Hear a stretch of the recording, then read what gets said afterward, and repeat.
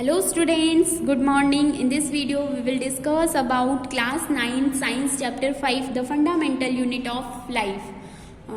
इस चैप्टर को हम रीड कर रहे थे. हमने लास्ट जो सेशन था उसमें पार्ट 15 रीड किया था. नेक्स्ट इसका पार्ट 16 हम रीड करेंगे. तो यहाँ से स्टार्ट करेंगे एंडोप्लाज्मिक रेटिकुलम से. हम सेल के अंदर के स्ट्रक्चर्स या ऑर्गन्स के बारे में रीड कर रहे थे. तो हमने सबसे पहले सेल मेम्ब्रेन रीड किया था. सेल मेम्ब्रेन के बाद हमने साइटोप्लाज्म भी रीड कर लिया. नेक्स्ट सेल ऑर्गेनेल्स हमारे चल रहे थे. तो उसके अंदर हम फर्स्ट रीड करेंगे सेल ऑर्गेनेल में एंडोप्लाज्मिक रेटिकुलम. तो देखो एंडोप्लाज्मिक रेटिकुलम क्या होती है. As the name reticulum suggest endoplasmic reticulum is a complex network of membrane bound channels और शीट्स, ट्यूबुल्स एंड वेसिकल्स. यानी ये जो रेटिकुलम नेम सजेस्ट किया गया है किसके लिए, एंडोप्लाज्मिक रेटिकुलम के लिए. और ये क्या होता है, कॉम्प्लेक्स नेटवर्क, जटिल जाल बना होता है जो किससे बाउंड रहता है, मेम्ब्रेन से बाउंड रहता है. और इसमें क्या क्या पाई जाती है, ट्यूबल्स और वेसिकल्स पाए जाते हैं. It may be connected to both the plasma membrane as well as outer nuclear membrane. और ये जो एंडोप्लाज्मिक रेटिकुलम होती है वो प्लाज्मा मेम्ब्रेन से भी कनेक्ट रहती है और साथ ही साथ न्यूक्लियर मेम्ब्रेन से भी कनेक्ट रहती है. The membranes of endoplasmic reticulum are similar in structure to the plasma membrane. ER consists of membrane lined channel or spaces which have 3 characteristic forms. यानी कि जो मेम्ब्रेन होती है एंडोप्लाज्मिक रेटिकुलम की वो किसके सिमिलर होती है, प्लाज्मा मेम्ब्रेन की जो स्ट्रक्चर होती है उसके सिमिलर होती है. ER consists of membrane lined channel or spaces which have 3 characteristics form cisternae, tubules and vesicles. यानी जो ER होती है एंडोप्लाज्मिक रेटिकुलम तो वो किस किस से बनी हुई रहती है. इसमें 3 स्ट्रक्चर होती है, cisternae, tubules and vesicles. First के अंदर रीड करेंगे. Cisternae are flattened unbranched rectangular sac like elements. यानी जो सिस्टर्नी होती है वो कौन सी स्ट्रक्चर है, फ्लैटेंड यानी चपटी संरचना होती है. अनब्रांच्ड यानी इसमें कोई शाखा नहीं होती है, ब्रांच नहीं होती है. रेक्टेंगुलर शेप होती है. सैक लाइक एलिमेंट यानी थैले के समान एक संरचना होती है. They lie in stacks parallel to one another और ये ढेर के रूप में जमी हुई रहती है. Next tubules. Tubules are tube like extension which may be connected with cisternae और vesicles to form a reticular system. यानी ट्यूबुल्स जो होती है ट्यूब लाइक स्ट्रक्चर होती है जो किससे कनेक्टेड रहती है, सिस्टर्नी और वेसिकल से कनेक्टेड रहती है और एक रेटिकुलर सिस्टम बनाती है. तो ये स्ट्रक्चर होती है एंडोप्लाज्मिक रेटिकुलम की.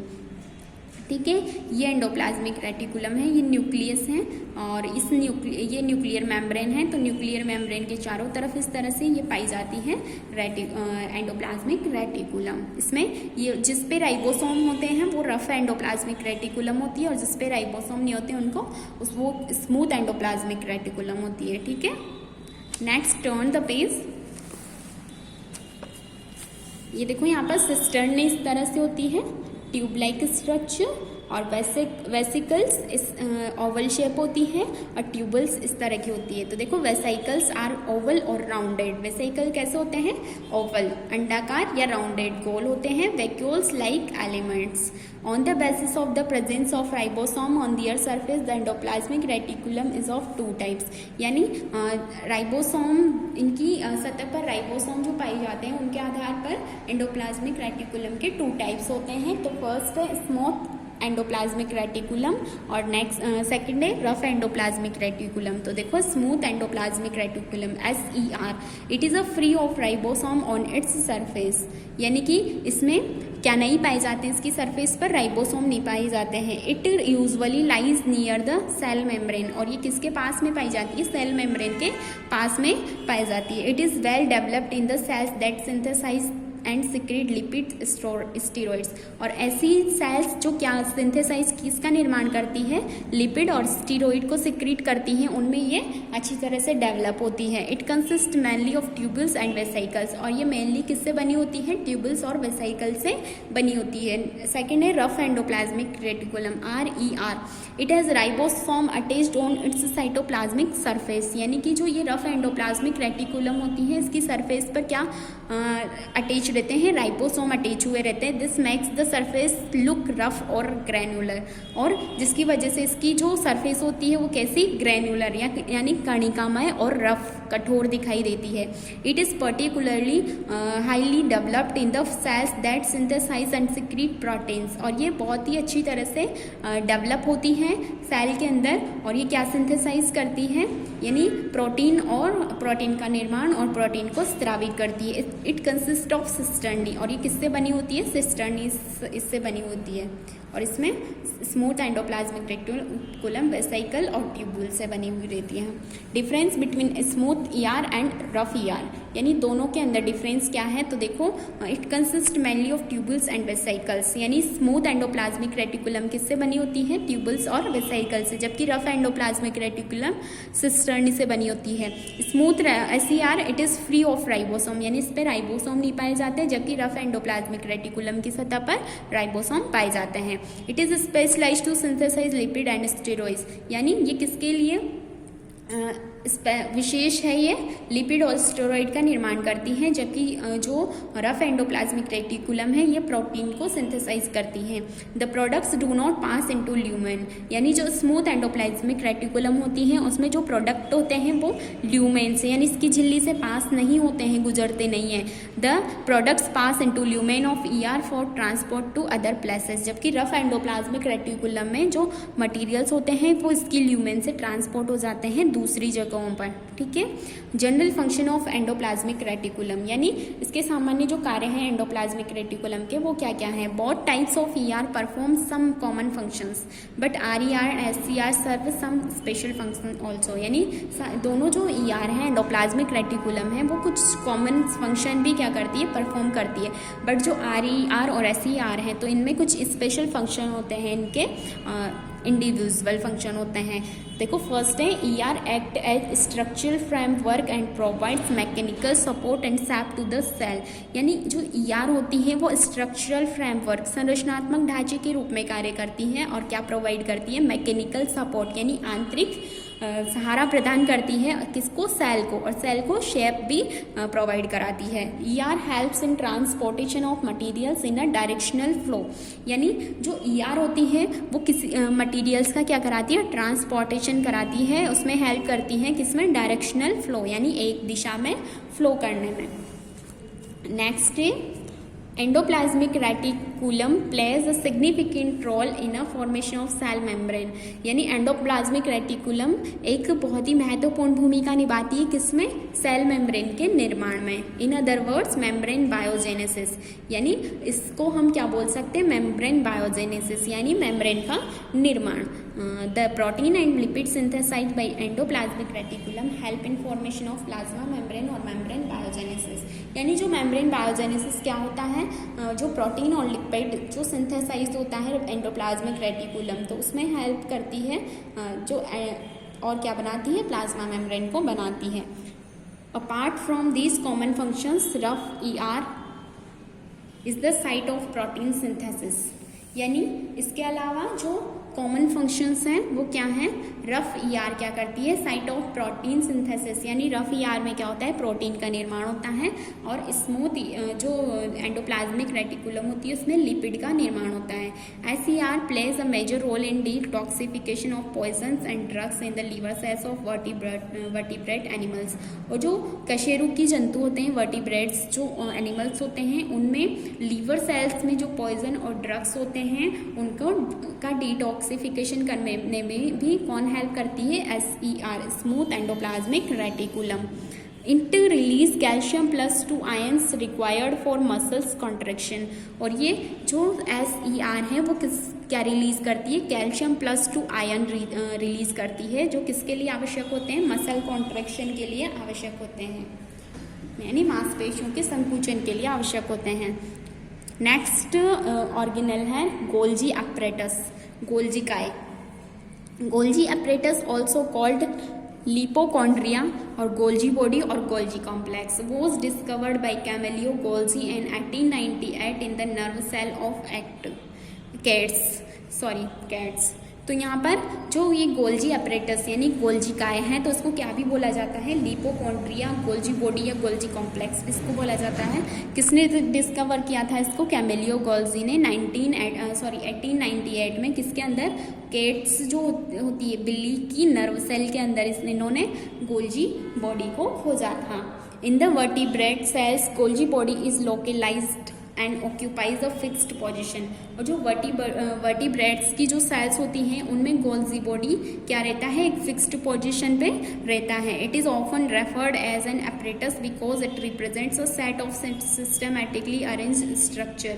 और जो ये क्या गोल्जी बॉडी होता है वो किसके रूप में रेफर किया जाता है? अपरेटस यानी उपकरण के रूप में रेफर किया जाता है इसको, क्योंकि ये क्या करता है? सिस्टमेटिकली जो स्ट्रक्चर होती है उसको क्या करता है? सिस्टमेटिकली अरेंज करता है। The Golgi body is formed of 3 types of components. और गोल्जी बॉडी में कौन कौन से कंपोनेंट्स पाए जाते हैं? 3 टाइप्स के। तो देखो सिस्टर्नी, फर्स्ट क्या है? Cisternae. These are elongated double membranous 4 to 8 flat and slightly curved components with swollen ends present one above the other. These are connected to each other and also to endoplasmic reticulum. यानी जो cisternae जो structure है वो क्या रहती है? elongated double membranous यानी double membranous संरचना रहती है 4 to 8 यानी फ्लैट एंड स्लाइटली कर्व हुई रहती है, वक्र बनाती है, फ्लैट चपटी होती है। कंपोनेंट्स विथ स्वेलन एंड्स यानी इसके जो एंड्स होते हैं वो क्या रहते हैं? फूले हुए रहते हैं इस तरह से। ये जो है ना ये क्या है? सिस्टर्नीज है इस तरह से ये संरचना। तो इसमें ये इसके जो एंड्स रहते हैं क्या रहते हैं? फूले हुए रहते हैं। These are connected to each other and also to endoplasmic reticulum। और ये आपस में क्या रहती है? जुड़ी भी रहती है। और इधर किससे कनेक्टेड रहती हैं? एंडोप्लाज्मिक रेटिकुलम से कनेक्टेड रहती हैं। नेक्स्ट स्ट्रक्चर है vacuole. These are spherical components and lie towards the concave side of the cisternae। यानी जो वैक्यूल है वो क्या है? स्पेरिकल कंपोनेंट्स यानी गोलाकार संरचना होती है जो कहाँ पर पाई जाती है? Concave side of the cisternae यानी जो सिस्टर्नी की कॉन्केव साइड है इधर की तरफ पाई जाती है। नेक्स्ट है vesicle. These are small size components present along the convex surface और एजेस ऑफ द सिस्टर्नी। यानी कि जो वेसाइकल्स होते हैं वो स्मॉल साइज्ड कंपोनेंट होते हैं और कहाँ पर पाए जाते हैं? ये जो कॉन्वेक्स सरफेस होती है सिस्टर्नी की, इधर वाली जो कॉन्वेक्स सरफेस है वहाँ पर, या फिर जो एंड्स होते हैं इसके सिस्टर्नीज के यहाँ पर पाए जाते हैं। Similarly, vesicle pinched off from Golgi body may fuse with plasma membrane. Fluid-filled vesicles pinched off from SCR may fuse with Golgi apparatus। यानी जो वेसाइकल के अंदर जो फ्लूइड भरा हुआ रहता है वो किसके साथ फ्यूज हो जाता है? SCR या फिर गोल्जी अपरेटस के साथ। सिमिलरली ऐसे ही vesicles pinched off from Golgi body में फ्यूज विद प्लाज्मा मेम्ब्रेन। और जो गोल्जी बॉडी है वो किसके साथ मिल जाता है? प्लाज्मा मेम्ब्रेन के साथ संयोजित हो जाता है। Next, do you know? तो देखो यहाँ पर Golgi apparatus forms the acrosome of sperm and yolk of eggs. यानी जो गोल्जी काय होता है, गोल्जी अपरेटस किसको बनाता है?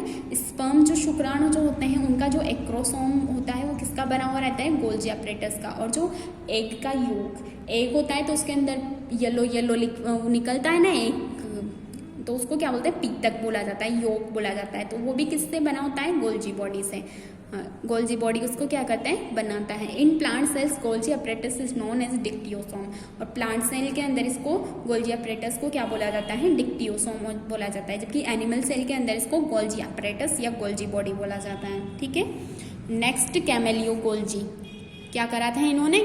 गोल्जी अपरेटस को डिस्कवर किया था। तो देखो इनका यहाँ पर लाइफ का इंट्रोडक्शन दिया हुआ है।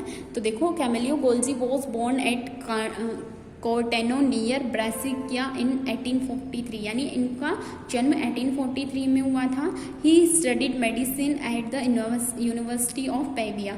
और ये कहाँ पर? यूनिवर्सिटी ऑफ पेविया में मेडिसिन के बारे में स्टडी कर रहे थे। After graduating in 1865 he continued to work in Pavia at the hospital of saint Matteo यानी ग्रेजुएट होने के बाद 1865 में के बाद इन्होंने क्या किया, अपने वर्क को कंटिन्यू किया। कहाँ पे, पेविया के एक हॉस्पिटल के अंदर, सेंट मैथ्यू हॉस्पिटल के अंदर। और उस टाइम पे at that time most of his investigation were concerned with the nervous system. और उस टाइम पे जो उन्होंने इन्वेस्टिगेशंस की थी वो किसके बारे में थी, नर्वस सिस्टम के बारे में, तंत्रिका तंत्र के बारे में थी। In 1872, he accepted the post of chief medical officer at the hospital for the chronically sick at Abbey at Grasso। यानी कि जो एक हॉस्पिटल था क्रोनिकली सिक, यानी जो गंभीर बीमारी से पीड़ित रहते थे, इस बीमारी का नाम क्या है, एबिएटो ग्रासो। तो इनमें एबिएटो ग्रासो ये जगह का नाम है। तो इन्होंने इस हॉस्पिटल के अंदर क्या किया, चीफ मेडिकल ऑफिसर के पोस्ट को एक्सेप्ट किया 1872 में। He first started his investigation into the nervous system in a little kitchen of this hospital.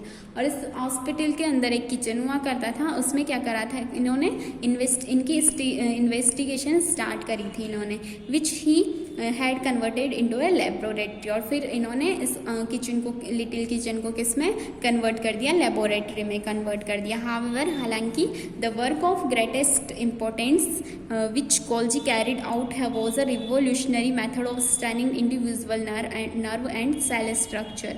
However, हालांकि ये जो इनका जो वर्क था वो ग्रेटेस्ट इंपॉर्टेंस रखता था, विच गोल्जी कैरिड, यानी गोल्जी बॉडी किसको कैरी करता है, revolutionary method of standing individual nerve cell structure. यानी किसी भी सेल को हम स्टैंड करते हैं तो उसमें हमें क्या दिखाई देता है, उसमें जो गोल्जी बॉडी होता है वो परिवर्तनवादी विधि को शो करता है।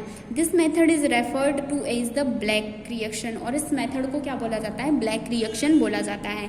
This method uses a weak solution of silver nitrate and particularly valuable in tracking the processes and must delicate ramifications of cells. यानी जो मेथड है इसको किस रूप में रेफर किया जाता है, ब्लैक रिएक्शन। और इस मेथड का यूज़ कहाँ पर किया जाता है, weak solution of silver nitrate, यानी सिल्वर नाइट्रेट का जो वीक सॉल्यूशन होता है उसके अंदर, और इसकी जो कुछ शाखाएं हैं उनके ट्रेसिंग के लिए या प्रोसेस के लिए। Although through his life he continued to work on these lines modifying and improving this technique. और इन्होंने अपनी पूरी लाइफ में किस में वर्क किया, इनकी जो मॉडिफाइंग करने की जो टेक्निक्स थी उनको, उनके बारे में इन्होंने स्टडी की। Golgi received the highest honour and awards in recognition of his work. और इनके लिए इनको क्या मिला, एक होनर या फिर अवार्ड मिला इनको इनके वर्क के लिए। He shared the Nobel prize in 1906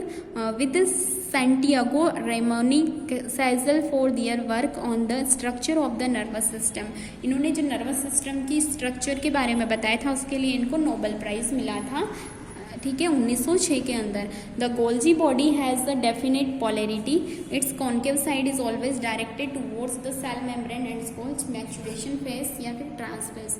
यानी जो गोल्जी बॉडी होती है इसकी डेफिनेट पोलैरिटी होती है, ध्रुवीयता होती है, और इसकी जो सेल मेम्ब्रेन की तरफ की जो साइड होती है उसको मैच्यूरेशन फेस या फिर ट्रांसफेस बोला जाता है, जबकि जो कॉन्वेक्स सरफेस की तरफ की जो होती है उसको क्या बोला जाता है, फॉर्मेटिव फेस या फिर सिज फेस बोला जाता है। It appears that materials are transported from axis to transface by vesicle। और इसमें जो मटीरियल्स का ट्रांसपोर्ट होता है वो वेसाइकल्स के द्वारा होता है, कहाँ से, सिज से ट्रांसफेस पर होता है। Secretion is the major function of the Golgi apparatus. और जो गोल्जी अपरेटस का जो मेन फंक्शन है वो क्या है, secretion. All types of substances which are to be secreted और excreted are packed in vesicles by Golgi apparatus for passes to outside. यानी जो सभी प्रकार के जो सब्सटेंसेस होते हैं जो सिक्रीट किए जाते हैं या फिर उत्सर्जित किए जाते हैं ग्लैंड्स के द्वारा, तो ये किस में पैक रहते हैं, वेसाइकल में पैक रहते हैं, और इनको किसके द्वारा पास किया जाता है, गोल्जी अपरेटस के द्वारा बाहर की तरफ पास किया जाता है। In special conditions Golgi apparatus produces complex sugars from simple sugars. और स्पेशल कंडीशन में जो गोल्जी अपरेटस होता है तो वो क्या प्रोड्यूस करता है, प्रोड्यूस कॉम्प्लेक्स शुगर, यानी सिंपल शुगर से क्या बनाता है, कॉम्प्लेक्स शुगर बनाता है। It condenses the materials in the secretary vesicles, और ये कहाँ पर इकट्ठे हुए रहते हैं, इनके वेसिकल्स के अंदर। It helps in formation of middle lamella in plant sales, और प्लांट सेल्स के अंदर ये मिडिल लैमेला का फॉर्मेशन भी करता है। It helps in the formation of primary lysosome, और ये प्राइमरी लाइसोसोम के निर्माण में भी सहायता करता है। नेक्स्ट ऑर्गेनेल है लाइसोसोम। तो देखो लाइसोसोम क्या होता है, lysosome are membrane bound structure of the cytoplasm which are involved in intracellular digestive activities, so known as lysosome। यानी लाइसोसोम होता है तो क्या होता है, ये एक मेम्ब्रेन बाउंड स्ट्रक्चर है जो साइटोप्लाज्म के अंदर होती है, जो इसमें इंट्रासेलुलर डाइजेस्टिव एक्टिविटीज होती है, so known as lysosome. Lysosome are tiny globular structure eventually scattered in the cytoplasm. Lysosome कैसी, टीनी यानी छोटी, और ग्लोबुलर गोलाकार संरचना होती है, और कहाँ पर फैली होती है, साइटोप्लाज्म में फैली हुई रहती है। They form the waste disposal system of the cell. It contains a dense finely granular fluid consist of hydrolytic enzymes. इन इसमें क्या पाए जाते हैं, हाइड्रोलाइटिक एंजाइम्स पाए जाते हैं। These hydrolytic enzymes are capable of digesting most of organic matter, और ये हाइड्रोलाइटिक एंजाइम्स किसको डाइजेस्ट करते हैं, ऑर्गेनिक मैटर्स को। Lysosome are of following types, यानी देखो कौन कौन से लाइसोसोम होते हैं। Primary lysosome have only digestive enzymes in active form and are also called storage granules. यानी प्राइमरी लाइसोसोम जो होते हैं ओनली जो इनएक्टिव फॉर्म में जो डाइजेस्टिव एंजाइम्स होते हैं उनको ही डाइजेस्ट करते हैं, और इसलिए इनको स्टोरेज ग्रैन्यूल्स बोला जाता है। Secondary lysosome have digestive enzymes and ingested food. It is formed by fusion of primary lysosome and food vacuoles। और जो सेकेंडरी लाइसोसोम होते हैं वो सभी प्रकार के जो डाइजेस्टिव एंजाइम होते हैं उनको सिक्रीट करते हैं, और क्या करते हैं, फूड को इंजेस्टेड करते हैं, और ये किससे बनते हैं, प्राइमरी लाइसोसोम और जो फूड वैक्यूल होती है तो उनके फ्यूजन से बनते हैं। रेजिडुअल बॉडी और tertiary lysosome is the lysosome with only undigested food. और जो रेजिडुअल बॉडी अवशेषी काय होती है या जो टर्शरी लाइसोसोम होता है वो अनडाइजेस्टेड फूड के साथ बनता है। Whenever the cells get damaged, the lysosome may burst, releasing the enzyme into the cell. In this cells the enzyme of the lysosome digests their own cell। यानी कभी कभी क्या होता है कि जो सेल डैमेज हो जाती है, सेल डैमेज द लाइसोसोम में ब्रस्ट रिलीजिंग द एंजाइम्स। यानी लाइसोसोम क्या रिलीज करता है, जब सेल डैमेज हो जाती है तो एंजाइम रिलीज करता है, और इस केस में क्या होता है कि जो एंजाइम होते हैं जो लाइसोसोम डाइजेस्ट दियर ओवन सेल, तो उन एंजाइम के साथ लाइसोसोम सेल को भी क्या कर जाता है, डाइजेस्ट कर जाता है। Due to this reason they are called suicidal bags of the cell. इसलिए इनको कोशिका की आत्मघाती थैलियाँ भी बोला जाता है, यानी खुद को डाइजेस्ट कर देते हैं। They are also called disposal unit of the cells because they remove the foreign bodies toxic molecules and debris. और इसलिए इनको डिस्पोजल यूनिट भी बोला जाता है क्योंकि फॉरेन बॉडीज और किसको रिमूव करते हैं। As they break down worn out cells and cell organelles, और ये सेल ऑर्गेनेल्स को भी क्या करते हैं, वॉर्न आउट करते हैं। तो लाइसोसोम जो होते हैं वो सेलुलर स्कैवेंजर भी होते हैं। ओके, तो यहाँ तक हमने ER और लाइसोसोम और गोल्जी अपरेटस के बारे में रीड किया। Okay, goodbye, take care.